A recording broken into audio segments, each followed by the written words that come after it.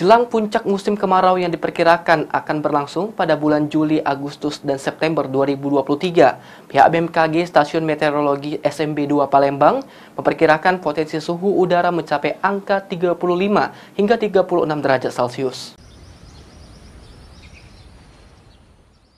Panasnya suhu udara di Sumsel memasuki musim kemarau saat ini membuat masyarakat mulai merasa tidak nyaman lantaran suhu udara di Sumsel berdasarkan pantauan pihak Badan Meteorologi, Klimatologi dan Geofisika BMKG Stasiun Meteorologi SMB 2 Palembang sempat mencapai suhu tertinggi 35,8 derajat Celcius pada Mei lalu.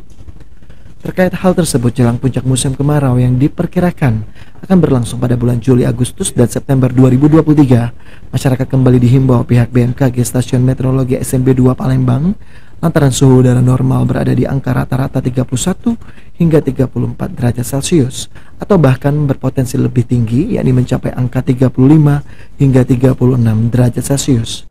Puncak musim kemarau kita perkirakan sekitar bulan Juli, Agustus, hingga September untuk Sumatera Selatan. Itu suhu tertingginya berapa sih, Pak? Prediksinya?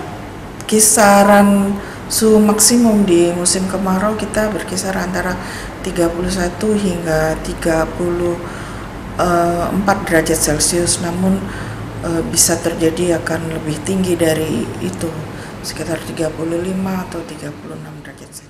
Tingginya suhu udara pada puncak musim kemarau tersebut berpotensi memicu beberapa kondisi bencana, terutama kebakaran hutan dan lahan karhutla dan kebakaran di permukiman penduduk.